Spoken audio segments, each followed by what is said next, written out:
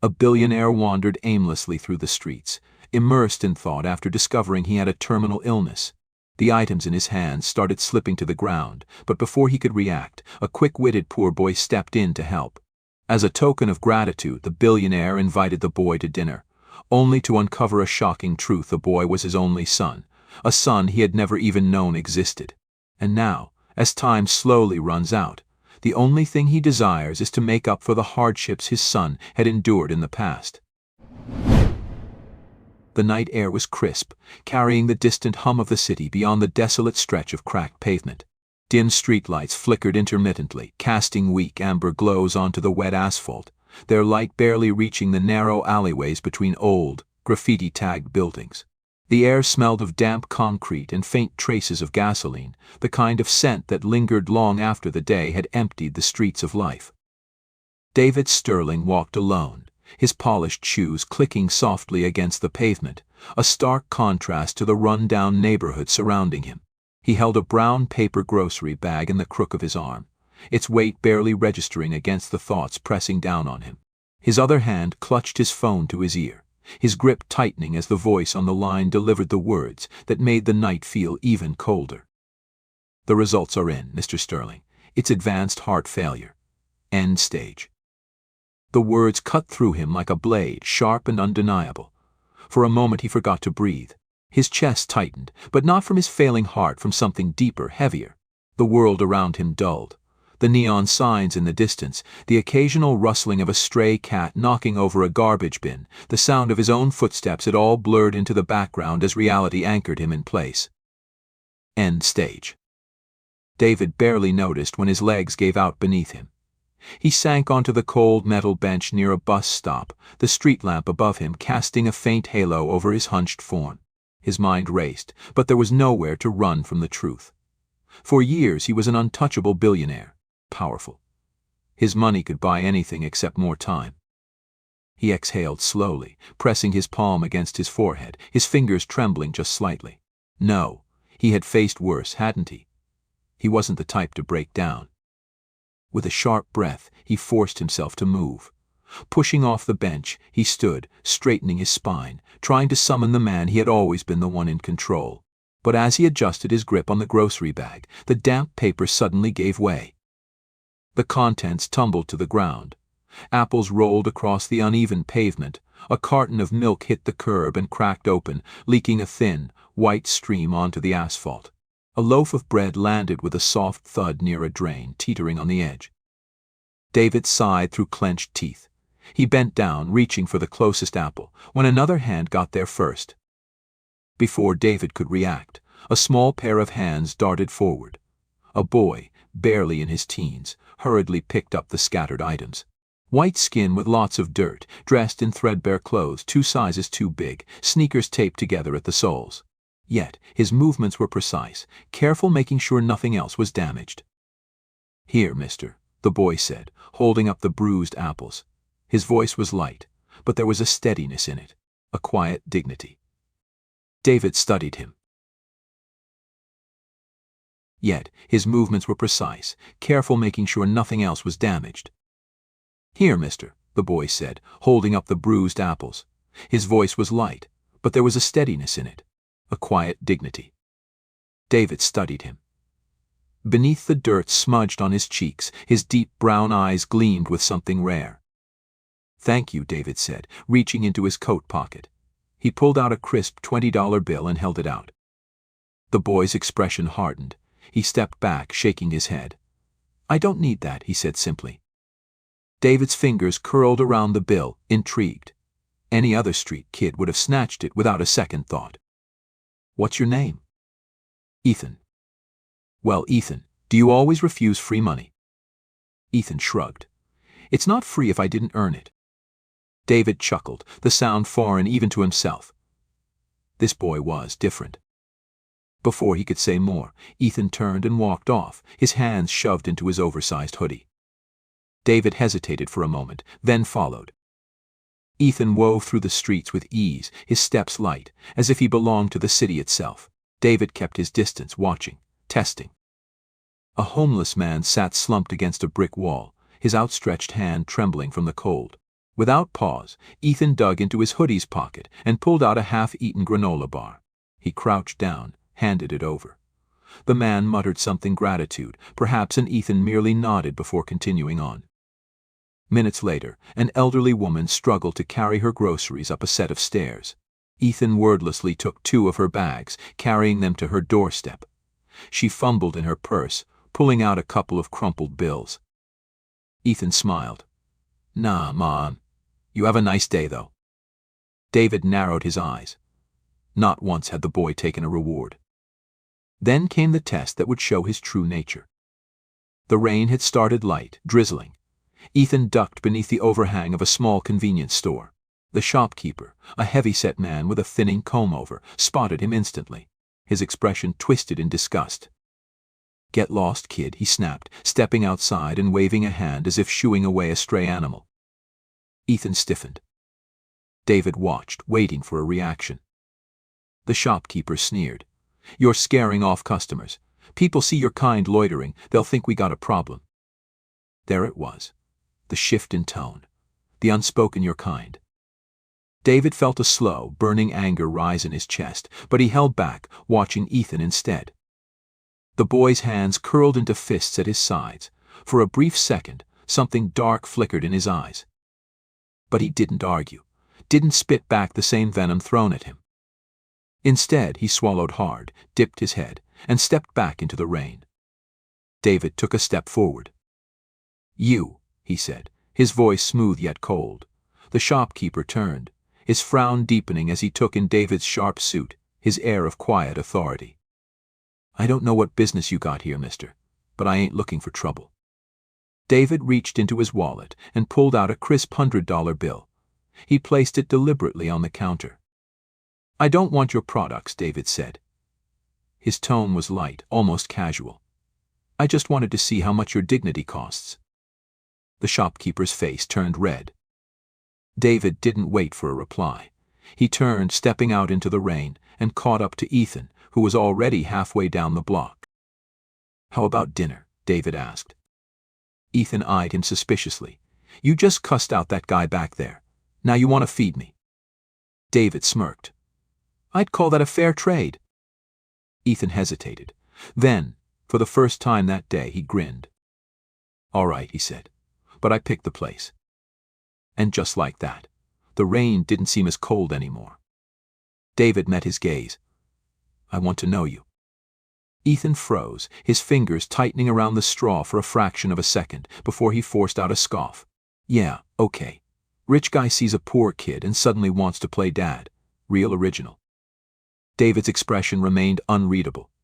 "Did I say anything about playing dad?" Ethan blinked. The response threw him off, and for the first time since they sat down, he looked unsure. The waitress returned, dropping their food onto the table with a careless thud before walking off again. Ethan immediately grabbed a fry and shoved it into his mouth, chewing as he avoided David's gaze. David picked up his burger, examining it like some foreign object before taking a bite. The taste wasn't remarkable, but it was warm, real.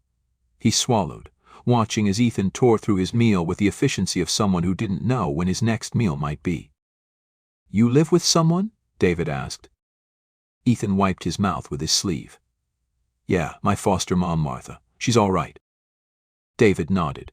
"She take good care of you." Ethan hesitated before shrugging. "She tries."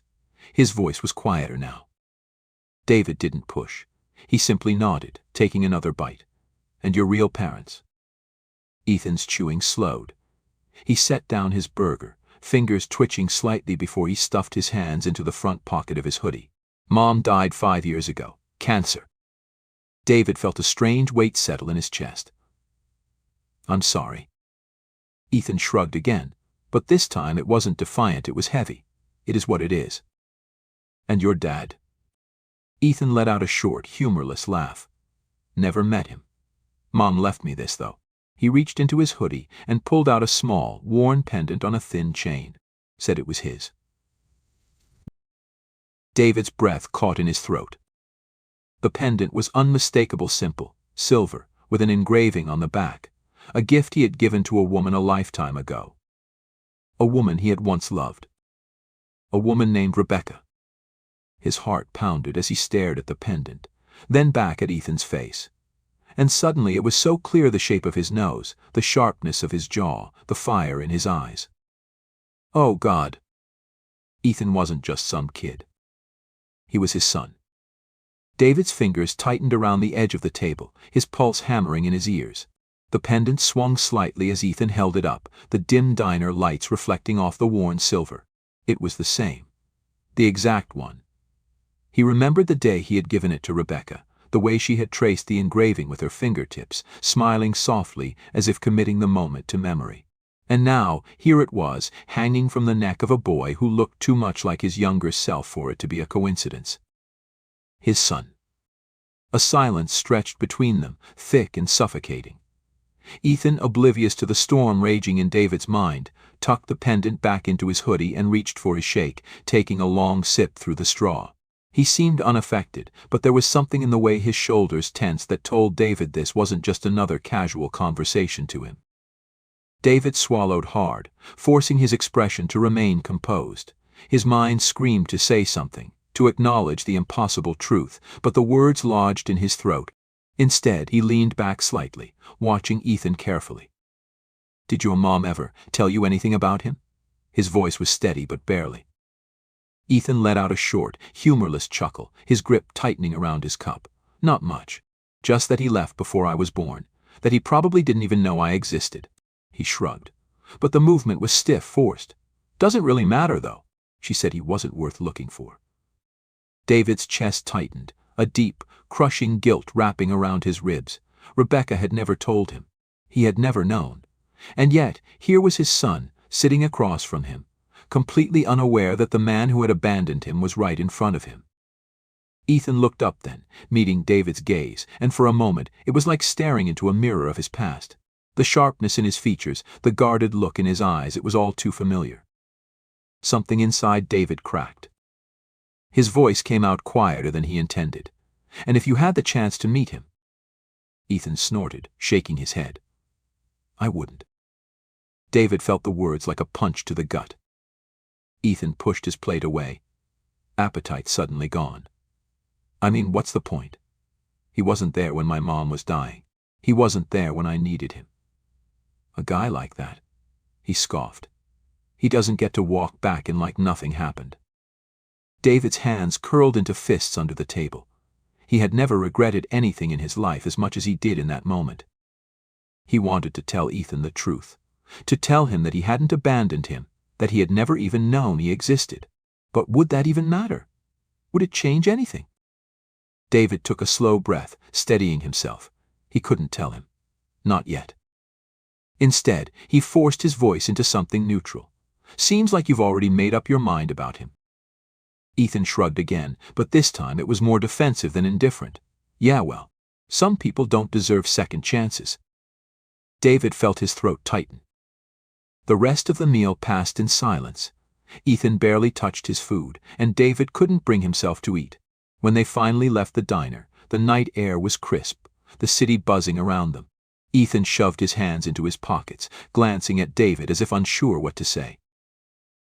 David looked down at him, a thousand thoughts racing through his mind. He had spent his whole life making decisions based on logic, on strategy, but none of that prepared him for this. His son was right in front of him, and he had no idea. David exhaled slowly. "Let me walk you home." Ethan hesitated, then nodded. "All right." And so they walked, side by side, the truth hanging between them like an unspoken confession, heavy and inevitable. David stood in front of the small, weathered house, the cold biting through his coat. It wasn't the kind of place he had ever imagined setting foot in. The porch light flickered, barely illuminating the peeling paint on the door. He hesitated, his fingers tightening into a fist before he knocked. A few seconds passed before it creaked open, revealing a woman in her late 50s. She was tall, sturdy, her dark skin lined with the weight of years and struggle, but her eyes were sharp, assessing him with a wariness that told him she had seen his kind before, rich men who thought money could fix things that were never about money to begin with. "You must be Martha Carter," David said, keeping his voice even. The woman's lips pressed into a thin line. "And you must be the man who should have been here 13 years ago." The words hit him harder than he expected. He swallowed, straightening. I didn't know. Martha exhaled, leaning against the doorframe. Rebecca never told you. And when she found out she was pregnant, it was too late. Your family had already torn her away from you. David's jaw tightened. A familiar rage burned in his chest, the same fury he had felt when he first realized Ethan was his son, when he understood the years that had been stolen from him. They forced her to leave. His voice was sharp, edged with something dangerous. Martha's eyes didn't waver. They didn't have to force her. Just made sure she had no choice. She loved you, but she wasn't going to beg. David's fingers curled at his sides.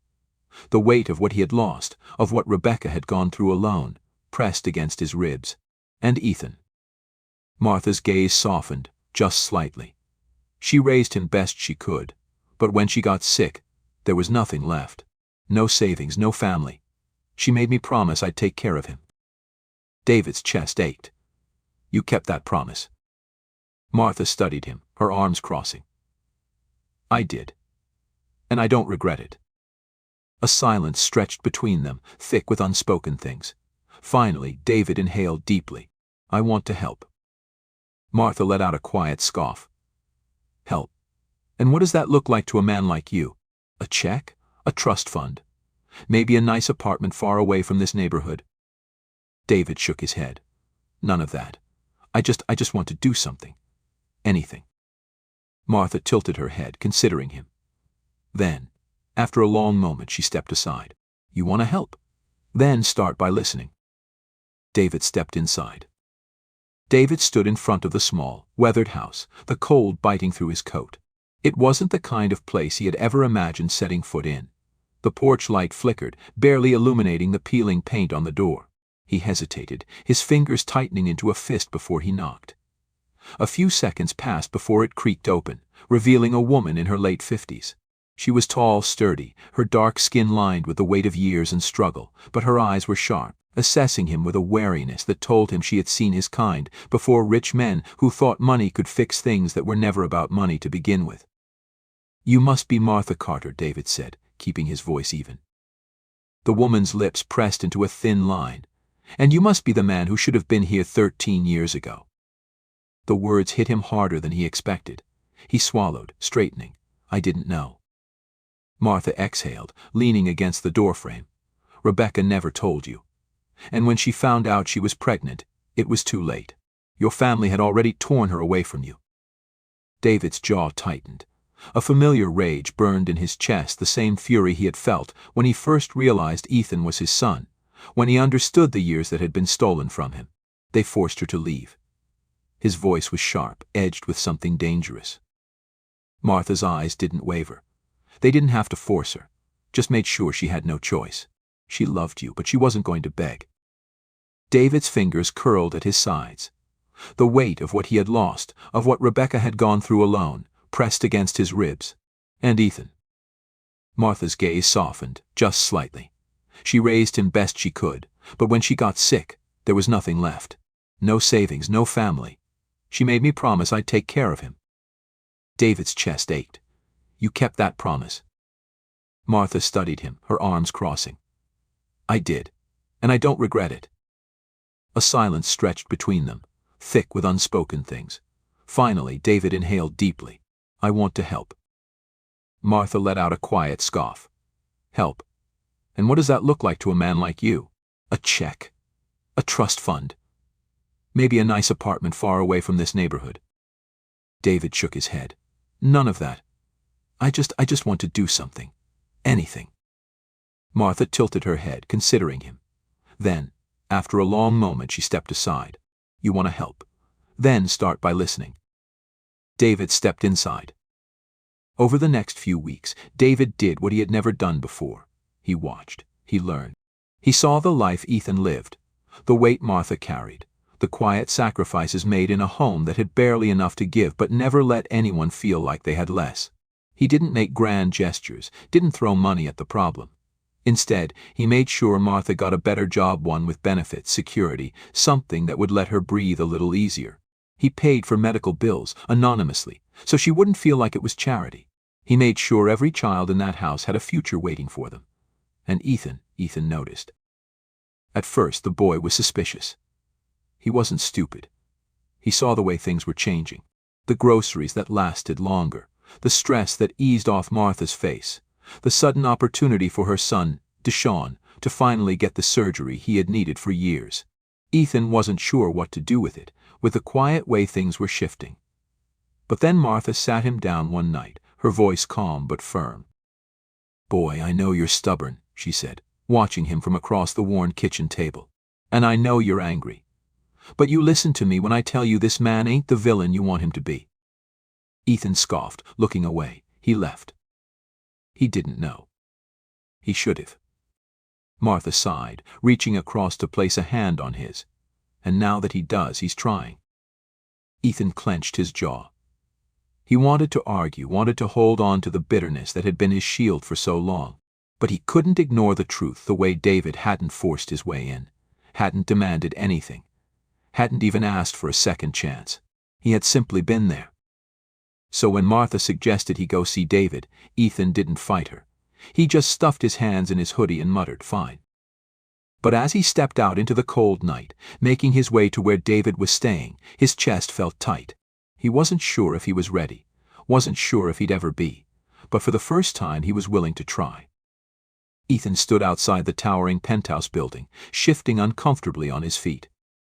The address Martha had given him felt out of place for someone like him. Marble floors, doormen in pressed suits, and an air of silence that made his skin itch. He hesitated, stuffing his hands into his hoodie pockets before finally exhaling sharply and pressing the buzzer. Moments later, the door swung open. David stood there, his usually composed face flickering with surprise. "Ethan," he said, almost disbelieving. You gonna let me in or what?" Ethan muttered, avoiding his gaze. David blinked, then stepped aside, gesturing him in. Ethan walked in cautiously, eyes darting over the pristine furniture, the gleaming city skyline visible through the massive windows. It felt more like a museum than a home. David barely had time to speak before a sudden sharp gasp left his lips. His body tensed, his hand flying to his chest as his knees buckled. "David?" Ethan's stomach lurched as he watched the man stagger. Instinct took over. He darted forward, catching David before he could collapse. "Hey, stay with me, hey!" David clutched at Ethan's sleeve, his breath ragged, pain etched across his face. Ethan turned toward the hallway, yelling, "Somebody call an ambulance." A moment later, hurried footsteps echoed through the penthouse as a housekeeper rushed in, her face pale with panic. Ethan tightened his grip, his heart hammering. "Hold on, old man," he muttered under his breath. "I didn't come all this way just for you to drop dead on me." The morning light streamed through the hospital blinds, casting soft lines across the sterile white sheets. David stirred, his body still weak but lighter than it had been in years. His illness had drained him, but something else, something unfamiliar, had begun to fill the hollow spaces.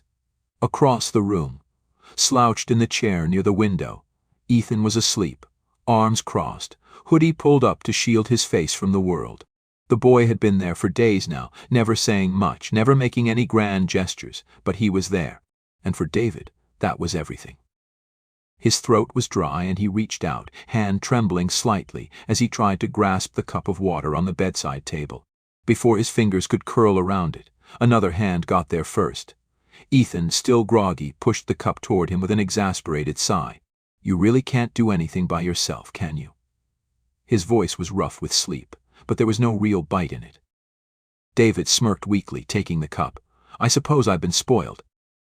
Ethan snorted, leaning back. "No kidding. What kind of billionaire doesn't even know how to pour a drink?" David chuckled, and for the first time in a long while, it felt natural. "Maybe I need a teacher." He eyed the boy playfully. "Think you're up for the job?" Ethan pretended to consider. "Depends. How much does it pay?" For a brief moment their laughter filled the room, light and unforced. It was strange how easily they fell into this rhythm, mocking, teasing, a dance neither had realized they knew the steps to. And just like that, the weight between them began to shift, almost imperceptibly, but real. Over the next few days, Ethan stayed. He didn't say he was staying, didn't make some dramatic declaration, he just kept showing up, kept lingering. One afternoon he arrived carrying something clunky in his backpack. With a smirk, he plopped an old gaming console onto the hospital tray table and handed David a controller. "Ever played before?" David raised an eyebrow at the tangled mess of wires. "You mean to tell me people willingly spend hours staring at this?" Ethan scoffed, flipping on the screen. "You're about to find out." At first David was terrible. His fingers fumbled over the buttons, his character stumbling off cliffs, missing easy shots. Ethan, barely containing his laughter, tried to explain. "Dude, this is like the easiest game ever." David shot him a mock glare. "I am aware, thank you." Ethan wiped at his eyes, grinning. "Rich guy learns video games. This is going in the history books." David shook his head, exasperated but smiling. "You enjoy watching me fail, don't you?" Ethan smirked. "A little." They played until the nurses made Ethan leave, their laughter still echoing in the sterile halls long after. When David was finally discharged, Ethan surprised him by showing up at his temporary home, a sleek penthouse that looked far too big for just one person. But before David could comment on his unexpected visit, Ethan threw a bag of groceries onto the counter. "You're cooking," Ethan announced. David blinked. "Excuse me." Ethan was already rolling up his sleeves. "You lived 40 years without making a meal. That ends today." David eyed the ingredients warily. "How hard can it be?" The first egg cracked, shell and all, into the bowl. Ethan groaned. "Oh my God." The second attempt ended with flour covering half the kitchen. The third nearly resulted in a grease fire. Ethan, doubled over with laughter, barely managed to keep David from burning the pan. David, wiping flour from his sleeve, sighed dramatically. "Well, at least now I know what I'd be terrible at if I ever lost all my money." Ethan grinned, tossing him a spatula. "Then you better make sure you never go broke." Somehow, despite the disaster, they managed to make something edible. They ate together, and for the first time, David realized he couldn't remember the last time he'd had a home-cooked meal. As the days stretched on, they kept finding new ways to challenge each other. One evening, Ethan dragged David outside to a rundown basketball court. "You ever play?" Ethan asked, spinning the ball on his fingertips. David gave him a look. "I went to Harvard." Ethan snorted. "Yeah, that doesn't mean anything." He tossed the ball. David caught it, took a shot, completely missed. The ball bounced off the rim, rolling into the grass. Ethan grinned. "Not bad, for someone with no coordination whatsoever." David pointed at him. "Give me 5 more shots." Ethan shrugged. "Take 10, it won't help." They played until the sky darkened, the cool night air filled with the sound of sneakers against pavement, of laughter and playful jabs. David, breathless but exhilarated, realized he hadn't felt this alive in years. Later that night, they sat on the penthouse balcony, looking out at the city lights. The sky above them was vast, stars scattered tattered diamonds. David exhaled, his voice quieter now. "I spent my whole life believing power and money were everything. That if I had enough of it, I'd never feel empty." Ethan was silent for a moment, then spoke just as softly. "And now?" David turned to him, eyes heavy with something unspoken. "Now, I wonder what it would have been like if I had known sooner." Ethan didn't look at him. "I used to think about that too." David hesitated. "And now?" Ethan's fingers tightened around the pendant hanging from his neck. The air between them was thick with things neither of them knew how to say. "I don't know," Ethan admitted. "But I guess I don't hate you." It was said so casually, so carelessly, but it hit David harder than anything else. He smiled, just slightly. "That's a start." One morning, Ethan showed up with something in his hands. It was an old photo frame, the edges worn, the glass slightly scratched. Inside was a picture of a young woman, Rebecca. "She used to say if someone really regretted something, they deserved a second chance," Ethan murmured. David stared at the photo, his throat tightening. "Do I?" Ethan met his gaze, studying him. For a long moment he said nothing. Then, finally, he shrugged. "I don't know," he smirked, tilting his head. "But you can try." David chuckled, shaking his head. It wasn't an answer, but somehow it was enough. Join us to share meaningful stories by hitting the like and subscribe buttons. Don't forget to turn on the notification bell to start your day with profound lessons and heartfelt empathy.